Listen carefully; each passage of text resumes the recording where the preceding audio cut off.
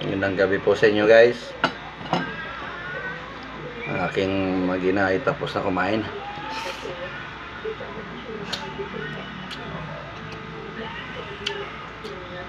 Ako'y kakain muna.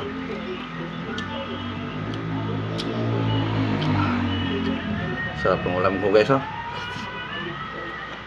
Ito, oh.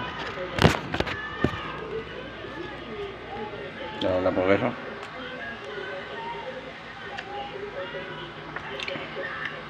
Pritong bangos at saka portion ng tilapia.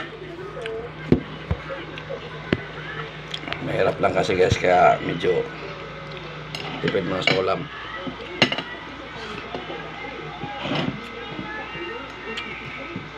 Sarap na so, prito.